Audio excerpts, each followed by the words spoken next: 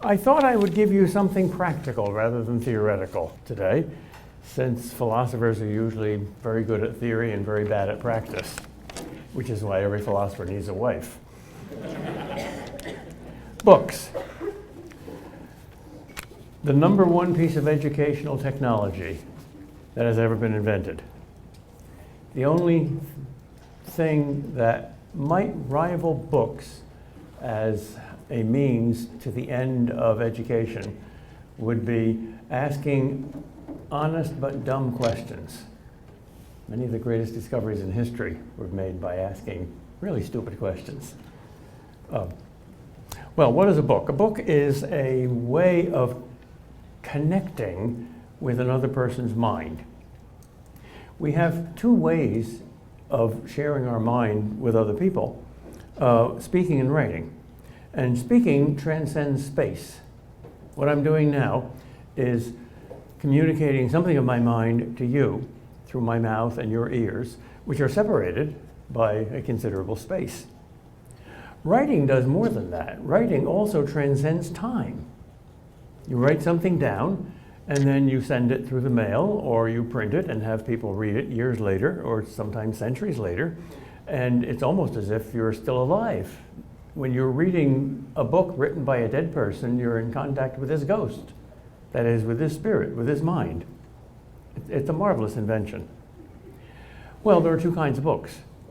There are ordinary books, which are usually kind of small and kind of stupid. And then there are great books. And I don't know why the term great books is so controversial, and why great books education is so rare, and why at many education conferences, when you say you teach great books, they look at you as if you had two heads and say, oh, you're one of those. I have no idea. My response is, oh, you prefer stupid, crummy little books to great books? I think the main reason great books are so rare is that our society is increasingly believing in a kind of relativism. Not only is beauty in the eye of the beholder, but so is truth, and so is goodness. The one thing that our society is judgmental about is judgmentalism. You may not make value judgments. Well, in that case, you have the end of all ethics, the end of all virtue, and the end of all education. Because in order to educate, you have to make a judgment about what is worth educating someone about. I think this is the main reason why all the sciences are radically improving and all the humanities are radically decaying. Because you can't be a successful scientist without believing in objective truth. Science is about the real world. But increasingly in the humanities, especially in literature and philosophy, the fashionable view now, in order not to be judgmental, is that truth is our own creation, our own invention, that you create your own reality, that nothing is a mirror and everything is a window, so you only see your own mind reflected in what you say. Well, ultimately, I believe that's the philosophy of hell. My notion of hell is that it's more scary than the usual one. The usual one is that it's a terrifying fire pit where demons insert hot pitchforks into unrepentant posteriors. That's not so terrifying because the demons are outside of you, and so is the pitchfork, and so is the fire. But suppose it's inside you. Suppose there's nothing outside at all. Suppose you're totally lonely. Suppose the only person there is yourself. You've rejected God, therefore you've rejected all his creatures, and you're all alone forever with no hope. I think that's the most horrible scenario I can imagine. Well, if you believe that truth is subjective, that's one step towards that.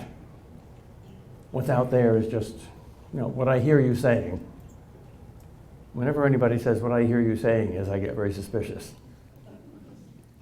In other words, if you were in my position, this is what you would mean by these words. But you're not in my position, you're not you.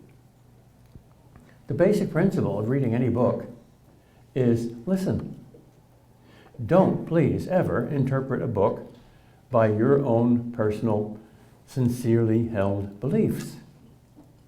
That's a mistake, no matter whether you're reading the Bible or the Communist Manifesto. Interpret the book by the author's beliefs. Get outside of your mind into his mind. And then respond. A book is almost like a person. It's somebody else. All right? Who do you want to listen to? Who is worth learning stuff from? Well, big people, spiritually big people, who write spiritually big books. What books? When I asked the people who invited me here what they wanted me to speak about, they said, well, choose your own topic. And I said, no, give me a topic.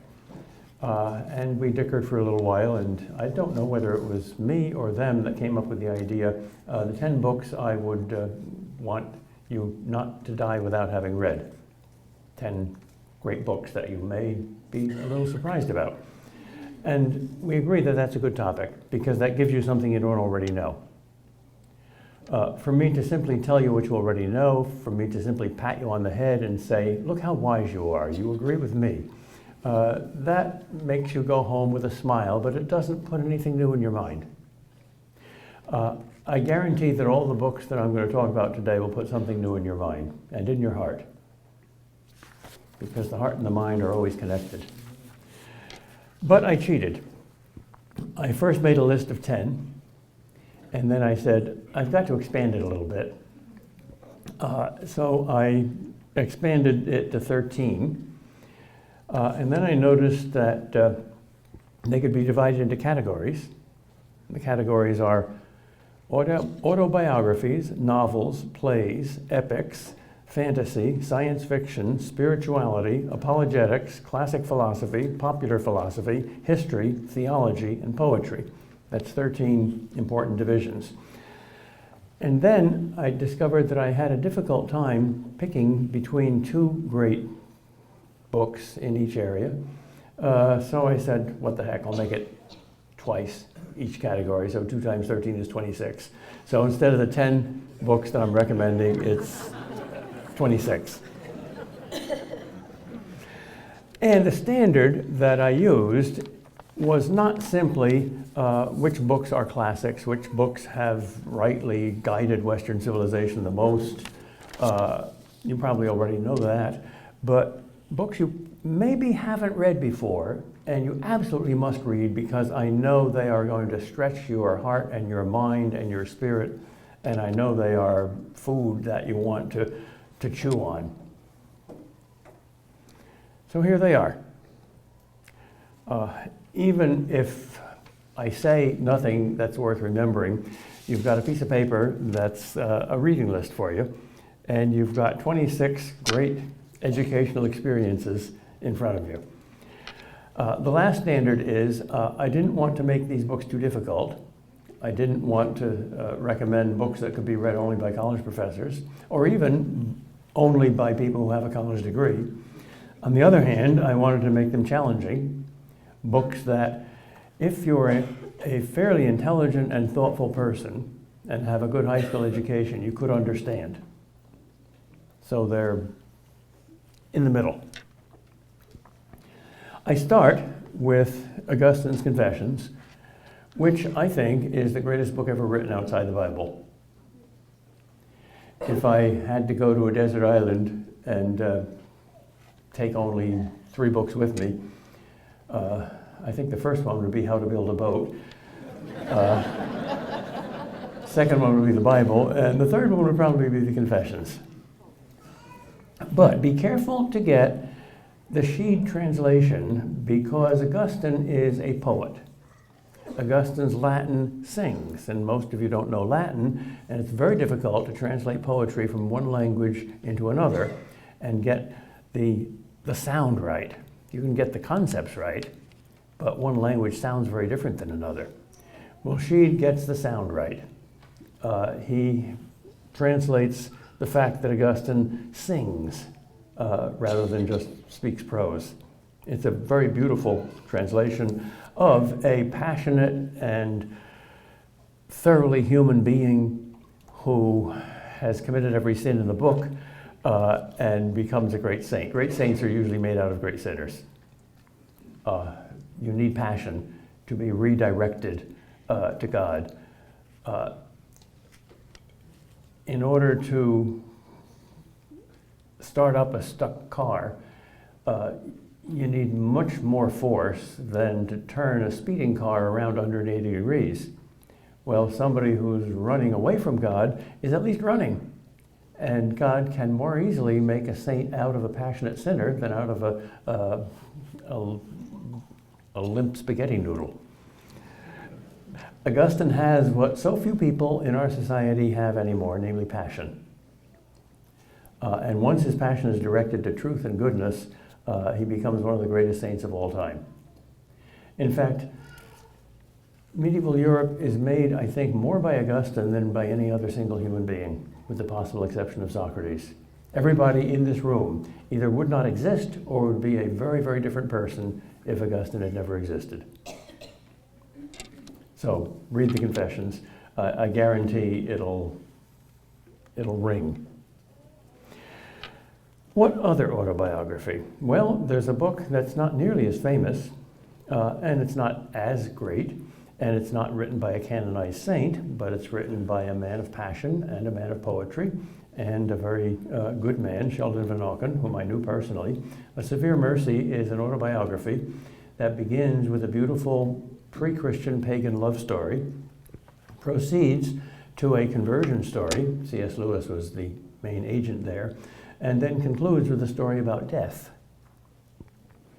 Love, faith, and death are three of the most important things in life, and this is a beautiful story. I just, a few minutes ago, asked two other people whether they read the book. They both said yes, and my first question was, did you weep? And they both said yes. I have asked 43 people now, have you read the book? 42 of them have wept. So if you read that book, bring a couple of handkerchiefs, especially for the death scene. Novels, second category. Notice that I didn't include sociology or psychology. I think the best way to understand human feelings and behavior, whether individual or social, is by reading novels. They're concrete rather than abstract. They're practical rather than theoretical. To read a novel is to make a lot of friends, because a good novelist has to identify with all of his characters. And to do that, they have to be real. And the characters drive a novel. You meet them, you understand them, you live inside their flesh for a little while. That's especially true of great novelists, and probably the greatest one is Dostoevsky. And my candidate for the greatest novel ever written is The Brothers Karamazov. There's everything in there. He stretches you. If you don't want to be stretched, if you want to be patted on the head and feel comfortable, don't read Dostoevsky. He's a volcano. He'll put you in touch with two people that you didn't dream existed. One of them is the Satan in you, and the other is the Christ in you. And his characters, sometimes a single character, are living sometimes in heaven, sometimes in hell. They're all weird. But that doesn't mean we can't identify them with them, because we're weird. We just suppress it. So that's all I have to say about the book.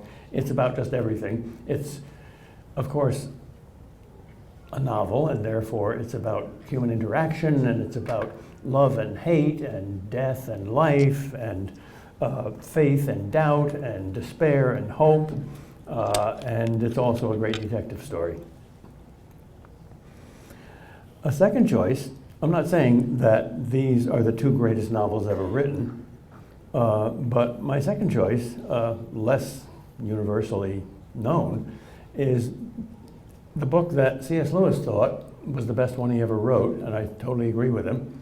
Till We Have Faces is a book that's laid in pagan pre-Christian Greece, and it's about the problem of evil, and it's about sin and what to do about it and what God does about it. In other words, it's about the same thing as Augustine's Confessions and The Brothers Karamazov, but it's beautifully written, and everyone I have ever talked to who has read that book has read it a second time.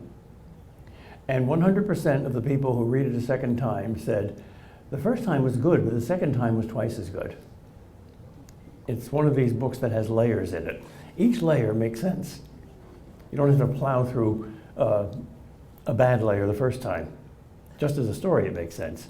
But then when you reread it, you see, like an onion, all sorts of layers. I've read it at least 12 times. I get something out of it that's new each time. I'm going to put a lot of C.S. Lewis in here. He's my favorite modern author.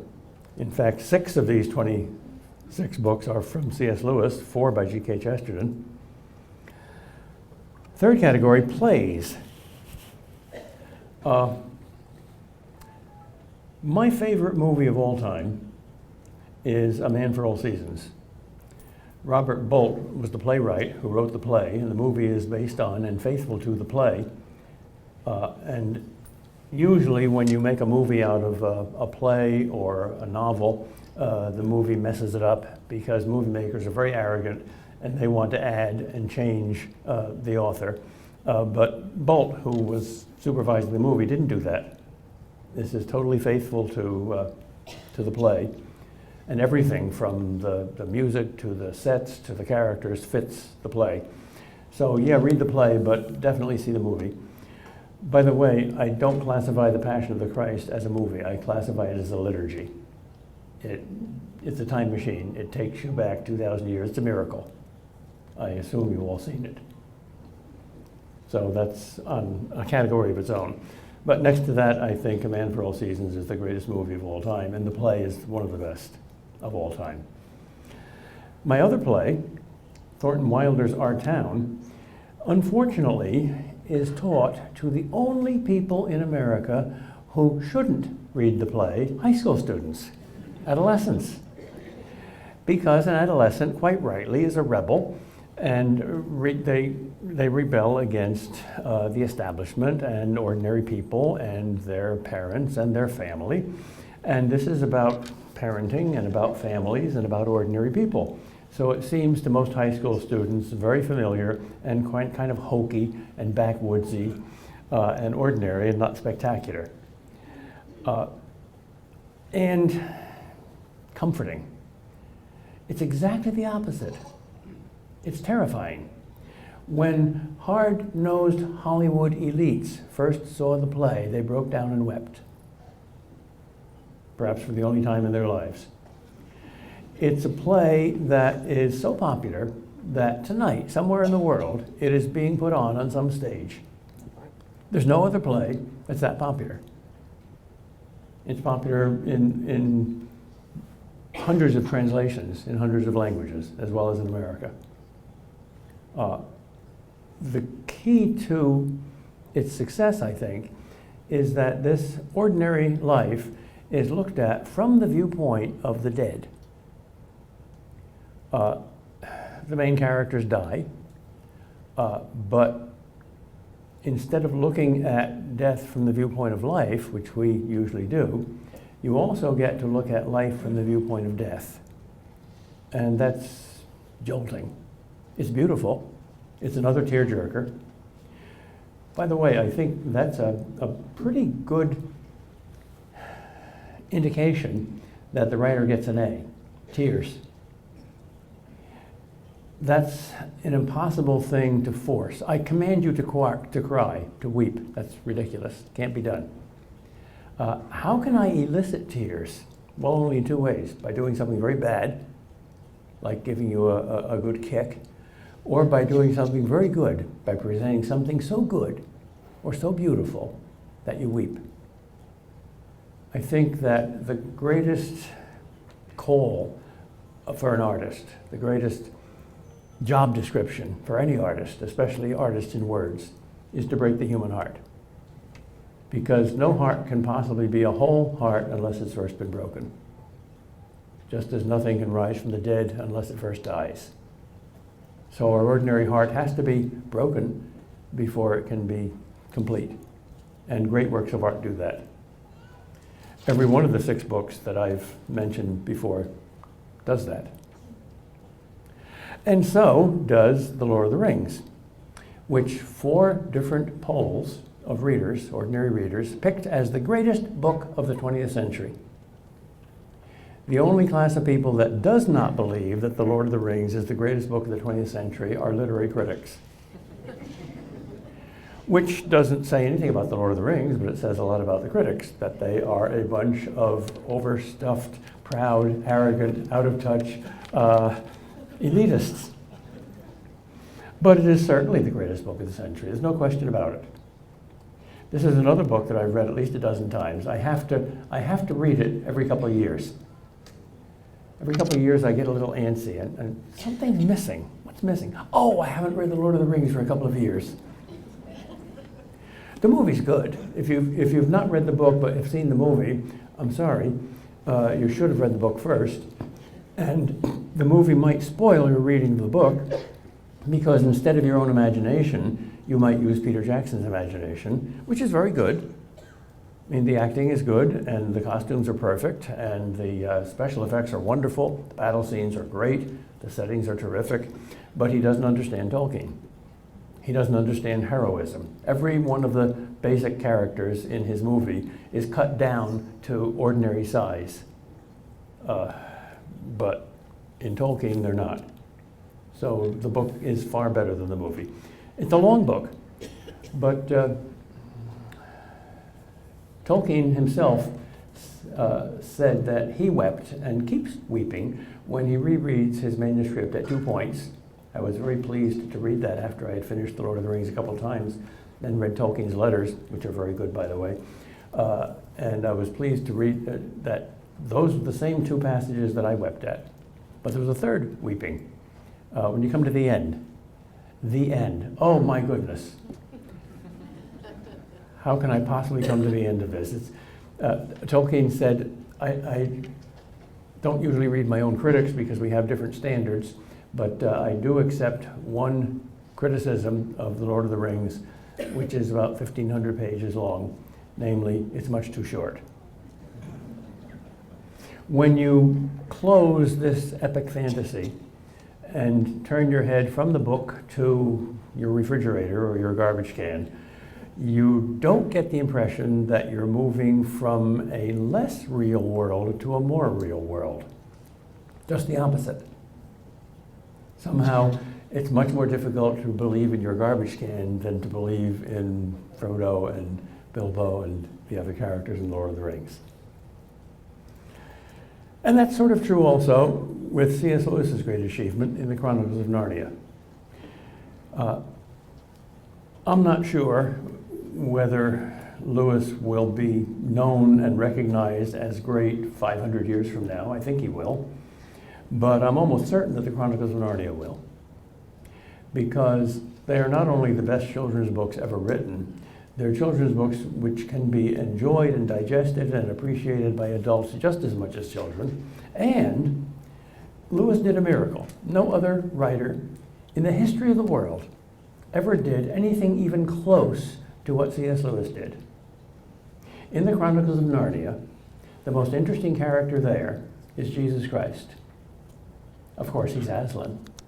But there are hundreds of books by Christians, most of them Protestant fundamentalists, who try to write fictional books about Jesus. They're all embarrassingly bad. Don't read any of them. It's impossible to take him seriously. The Christ of the Gospels is so big and so impossible to come up to and to imitate and to equal that you can't invent a character like that. One of my strongest arguments for the reality of Christ, the Church is Christ, the true Christ, is no human being could possibly imagine that story. Certainly, 12 bumbling Galilean fishermen couldn't. Where did that story come from, if not from reality? You can't imagine that. And that's why you can't write more stories about Christ, more fiction about Christ. Lewis did. When you read the Chronicles of Narnia and you meet Aslan, what happens? Something happens in your heart, in your spirit, which is unique. He somehow enables you to spontaneously feel towards Aslan the same complex and unique emotion that people who met Jesus in the Gospels felt when they first met him. Aslan is not comfortable. He's a lion. He's terrifying, but he's good. So good that in him is all our hope. But usually we think of things that are terrible and fearful as bad, and usually we think of things that are good as comforting and satisfying. No, not Aslan. Nope. He's just like Christ. How did Lewis do it? Well, it's fantasy, so he creeps past the watchful dragons of familiarity. Narnia is another world. You don't expect Jesus to be a lion. And duty. You feel a duty to feel certain ways towards the Christ of the Gospels, and duty paralyzes spontaneity. Lewis received quite a few letters from children saying, I loved your Chronicles of Narnia, but I feel guilty because I think I love Aslan more than I love Jesus. And Lewis said, don't feel guilty, Aslan is Jesus. It's a masterpiece, all 7 of them. Category 5, supernatural fantasy, includes another masterpiece by Lewis. What Lewis did in The Great Divorce is basically what Dante did in the Divine Comedy, but it's much shorter, it's much clearer, it transcends the culture. 500 years from now, you won't have to do a lot of historical research to find out what politicians Lewis is satirizing, as you do for Dante in the Divine Comedy. I know the Divine Comedy is a great book, but it's not easily accessible on first reading. The Great Divorce is. Same theme. Trip from hell to heaven. And what's great about the Divine Comedy is you can identify with all those characters, the saints and the sinners. It's universally human. You do the same thing in The Great Divorce. The plot is basically a busload of travelers from hell is allowed to visit heaven, the outskirts of heaven, and choose to either stay there or go back to hell. All but one choose to go back to hell. It's a great satire. It's funny as well as terribly serious. And it shows you yourself and your own follies. It's not really speculation about the next world. That's fantasy. What do we know about the next world? Very little. The best description of it in the Bible is, eye has not seen, ear has not heard, nor has it entered into the heart of man the things that God has prepared for those who love him. So the point is not speculation about what you're going to meet after death. The point is what you're doing right now. And just as Thornton Wilder turns things around and looks at life from the viewpoint of death, so Lewis turns things around and looks at this world from the viewpoint of the next. I've seen this performed as a play 4 times in 4 different cities by 4 different sets of players for 4 very different audiences. Every single time I heard how effective the play was. As a college professor, I'm very sensitive to noise in the audience. And I know when I'm boring people, papers are shuffling and feet are moving and they can't wait to get out of the classroom. Ordinarily, it's just a little bit of that noise, and that's ordinary level. When I say something really interesting, the noise stops, like now. But maybe once a year, maybe less than that, maybe once every 2 or 3 years, I'll say something so arresting that they'll not only stop moving, they'll stop breathing. Literally. Stop breathing for 5 seconds. 1, 2, 3, 4, 5. It's easy to stop breathing for 5 seconds, but you don't usually do it. And I can hear the difference. And every single time I've seen this play performed, I've heard the audience stop breathing a couple times. It's an amazing book. The other supernatural fantasy by Lewis is the Screwtape Letters, which also turns things upside down because it's a series, probably you know this even if you haven't read it, a series of letters from a senior devil to a junior devil about how to tempt humankind, that is us. I seriously believe that the Screwtape Letters will be recognized as one of the great spiritual classics in Christian literature for the next thousands of years. The practical advice about faith and unfaith, and hope and despair, and charity and egotism, and the clever ways that Satan enables us to deceive ourselves. You learn an immense amount of practical religious wisdom in the Screwtape Letters, and it's funny. The funny and the serious aren't necessarily opposite. Lewis was once asked the question, do you think that heaven will be funny or serious? And he said, that question is not serious, it's funny. Category 6, science fiction. Not everybody's cup of tea. I don't particularly like technological science fiction myself because technology sort of bores me, as mathematics does. That's neither a virtue nor a vice. However, here are two certainly great science fiction classics, each of which has been not only in print, but very, very popular ever since it was written. The first one is 50 years old, the second one is almost 100 years old. A Canticle for Leibowitz is certainly the most Catholic science fiction story ever written. C.S. Lewis thought it was the greatest science fiction novel ever written. I agree with him. The hero is the Catholic Church, which survives apocalypse and nuclear war. And the background theme is very Dostoevskian. That is, man is an original sinner and capable of insane feats of self-delusion and self-destruction, yet God providentially brings good out of evil and redeems him in utterly unpredictable ways. It's a philosophy of history. It's a sprawling novel that covers about 1,000 years of history, and yet it's pretty short. It's only about 200 pages long. The other science fiction novel I recommend is probably the most prophetic book of the 20th century, namely Brave New World by Aldous Huxley. Written in 1932, it reads as if it was written yesterday. We are living in Brave New World. And it's about the destruction of the family and marriage and human sexuality, and the destruction of any culture that's not uniformly approved by the all-knowing powers that be. And the conflict in Brave New World is, again, a reversal, because at first the reader is introduced to this Brave New World of the future. Brave New World is basically, let's say, Brave New World is to Sweden what Sweden is to Zaire.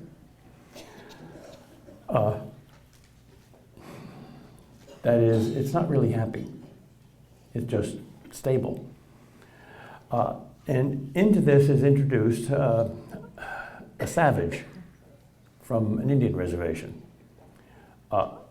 And from the viewpoint of Brave New World, the savage is absurd. He wants to suffer. He wants to have his heart broken. He wants Shakespeare and he wants Beethoven, and he can't get them.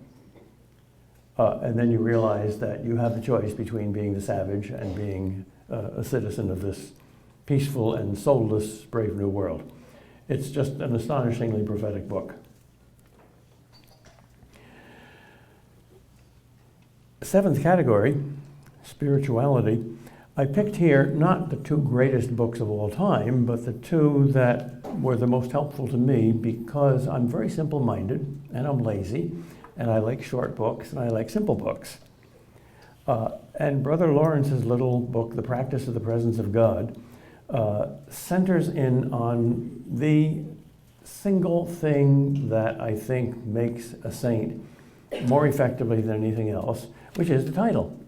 When you are in the presence of God, you don't want to deceive yourself. You don't want to be an egotistic fool. You don't want to forget who you are and what the meaning of your life is. But God is in fact present all the time, totally, really, in many ways in your life. So that's the kind of skeleton key that opens up all the other doors. And it's a very simple point and beautifully put by a very holy and very humble monk. The other book that's also very holy and humble, but much more demanding and difficult, and is more about the will and total charity than it is about the mind and total sanity, both of which are very good things, is the autobiography of St. Teresa of Lisieux, The Story of the Soul. She is one of the most popular of all modern saints because, well, she's just as saintly as you can get, I guess. I don't know how else to say it. It's a book that will change you no matter what level of sanctity you're on, the lowest to the highest. And it's a narrative, not a spectacular narrative, but very personal. So it's not abstract theory, it's very, very concrete practice. Eighth category, apologetics. Apologetics is basically our obedience to the command of St. Peter, the first pope, in his letter to be ready to give a reason for the hope that is in you. So giving reasons for faith. In my experience of teaching philosophy and philosophy of religion and religious philosophy and apologetics in many different ways to many different students, I find that Pascal's Pensées is the single most effective way to get at the typical modern pagan who doesn't really care very much about religion. It's simply a series of notes that Pascal was planning to put into a book in a logical order and died before he could. But the notes are better than the book would be. They're a series of arrows that strike you in the heart. I noticed that whenever students read certain chapters in the Pensées, which are strikingly modern, even though the book was written 400 years ago, they say, oops, that's me.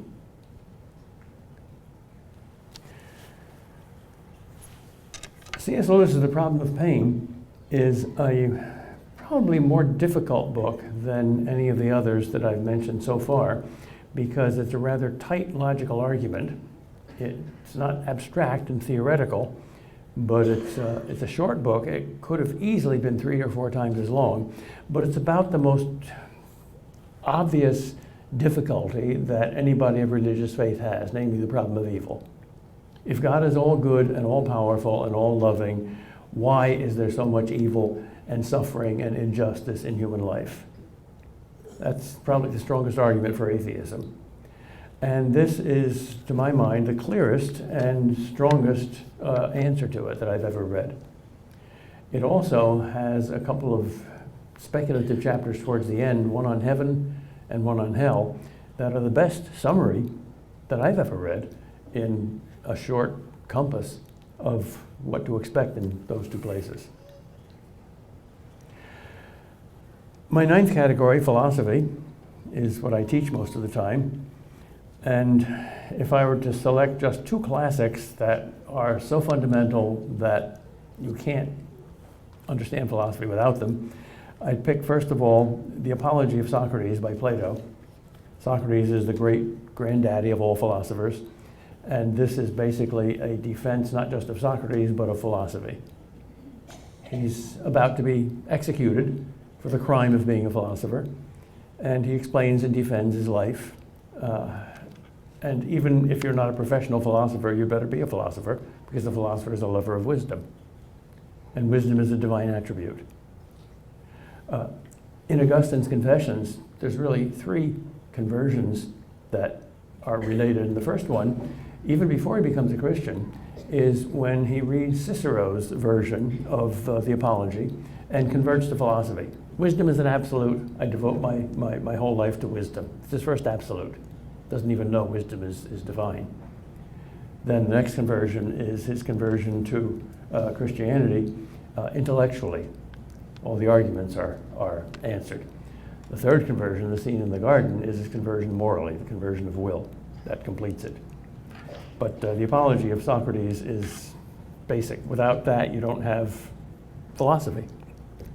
Without philosophy, you don't have the love of wisdom. Without the love of wisdom, you don't have wisdom. Without wisdom, you don't have sanctity or civilization. Boethius's The Consolation of Philosophy is written about a century after Augustine, at the beginning of the Middle Ages, but it's a very popular book. Like Socrates, Boethius is about to be killed by a wicked politician who doesn't like Boethius' politics, and he's in prison, and this is his last speech. What can philosophy tell you about the meaning of life and death and divine providence in the light of your impending death? It's a very simple, very poetic, and very short book. It completes the Apology of Socrates. Some of the best philosophers are not professional philosophers, but popular philosophers. And one of the greatest minds of all time, I am convinced, is G.K. Chesterton.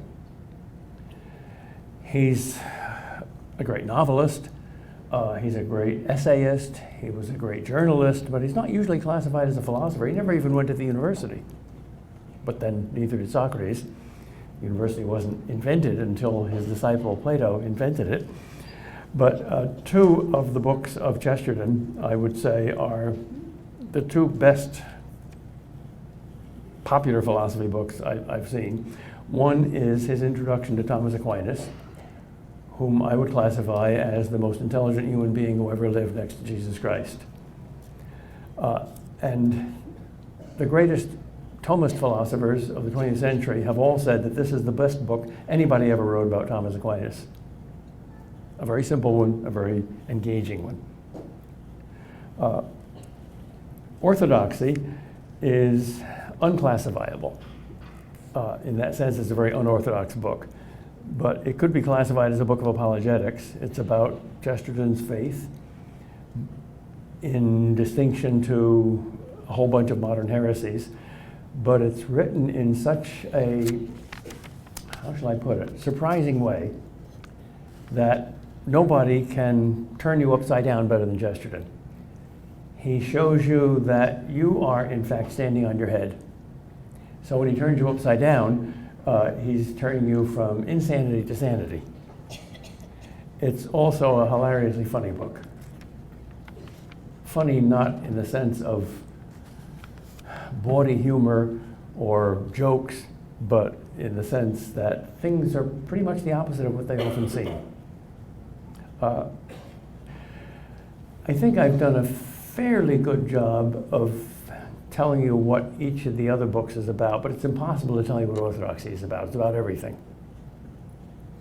It's a masterpiece. I once received in the mail a large piece of paper the size of a newspaper, and some guy with a lot of extra money had read Orthodoxy and said, this is the greatest book ever written, so I am going to print out, I think it was 500,000 copies, and send them cheap in the mail to everybody that I know. And that's what he did. It was small print, but you could fit the whole thing on two sides of a newspaper. It's a fairly short book. But for somebody to do that is to say this is a remarkable and unique book. History. G.K. Chesterton, another selection of Chesterton,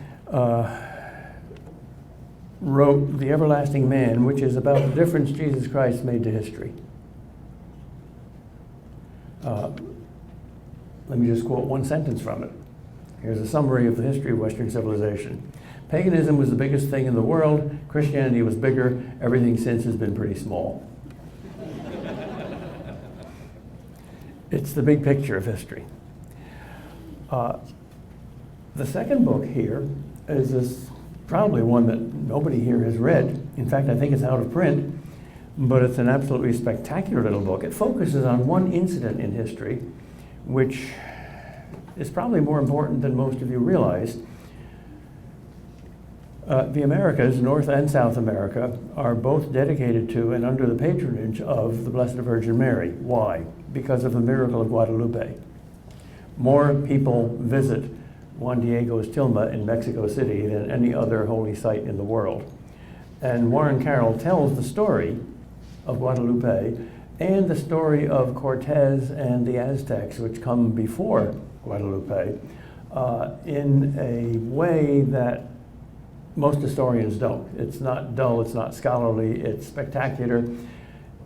It seems almost like fantasy or science fiction, but it's literally true. And he bases his account on the actual diary of Bernal Diaz, who was Cortez's companion and diarist. It's It's just a spectacular story of good and evil and miracles. Arresting. Category 12, theology. Here I'll give you probably the simplest and probably the most advanced books of theology that I know. C.S. Lewis's Mere Christianity has probably done more for mutual understanding among different Christians, Roman Catholics, Eastern Orthodox, Anglican, and Protestant, than any other book ever written. Everybody loves it. And it's clear, it's simple, and yet it's inexhaustible. It's like the Bible that way. You read it the first time, you say, I got it. You read it the second time, you say, oh, there's more to it. By the 10th time, you say, wow, how much more could there be to such a simple book? Amazingly clear. The Summa Theologiae, most people say Summa Theologica, is about 4,000 pages long. It's worth browsing through, but it needs to be condensed and it needs to be edited. So I've done 2 versions of that.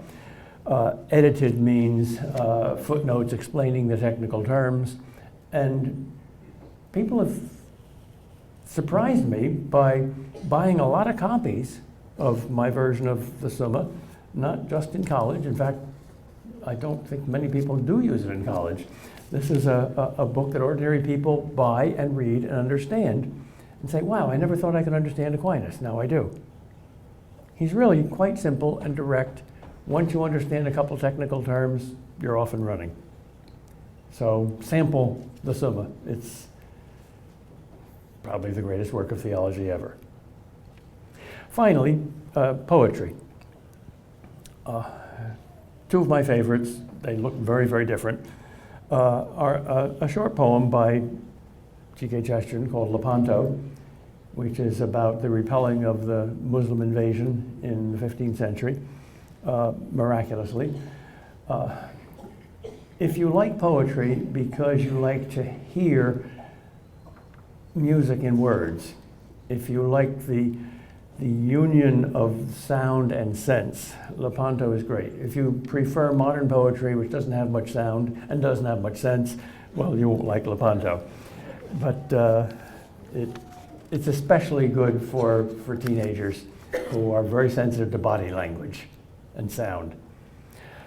T.S. Eliot's The Wasteland is not nearly as beautiful, but it's quite profound. It's rather obscure, in fact, but it's memorable and haunting, and it's utterly relevant. It's about the modern post-Christian world. Well, there you are, 26 of them. 26 readable books every Catholic should read, but actually only 11 of the 26 were written by Catholics.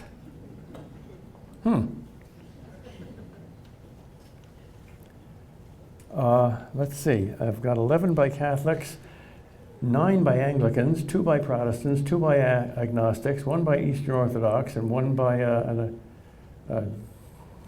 called a pagan theist, Socrates. C.S. Lewis was mentioned 6 times, couldn't help it, sorry. Chesterton 4 times. There are many other books I could add. I mean, we're going to have the most interesting part of my talk now. I'm going to shut up and you're going to ask me questions. But one of the questions is certainly going to be, if you could have a third choice, what would you add? So I'll answer that question right off. A third autobiography I would add is either Thomas Merton's Seven-Storey Mountain or C.S. Lewis's Surprised by Joy. A third novel I would add is Dickens' A Tale of Two Cities. A third play I would add is Shakespeare's Hamlet, probably the greatest play ever written. By the way, it's fairly short, and literally millions of books have been written, and yet, next to the Bible, there are more quotations from this short play in Bartlett's Familiar Quotations than of any other book ever written. That's how memorable the language is. If I were to add another epic, I would add Tolkien's Silmarillion. It's the prequel to, or the big picture surrounding The Lord of the Rings. If I were to add another supernatural fantasy, I would add Charles Williams' book Descent into Hell, which is the most terrifying book I have ever read. Freudian slip. The point of the title is the protagonist descends into hell during this world, during this life. And the psychology of damnation is very convincing. If you didn't believe in hell, you didn't believe that anybody could go there, read that book. If I were to add another science fiction classic, it would probably be Ray Bradbury's The Martian Chronicles. If I were to add another book of spirituality, it would be de Caussade's Abandonment to Divine Providence. If I were to add another book of apologetics, gee, I already said Mere Christianity. What am I going to say? Well, Lewis's Miracles. When Thomas Aquinas, at the beginning of the Summa, establishes that God exists and therefore theology is possible, thus it's the foundation for the next 4,000 pages, he has only two objections to the existence of God, and throughout history there have been only two strong arguments for atheism. On every other issue, he has at least three objections, but he can only find two to this most important of all questions. One of them is the problem of evil, and the other is the apparent adequacy of the natural and human sciences to explain everything without any supernatural God. And Lewis's Defense of Miracles is an answer to that objection. It is a deep, many-layered book, but it's fairly difficult and fairly profound, so that's on kind of another level.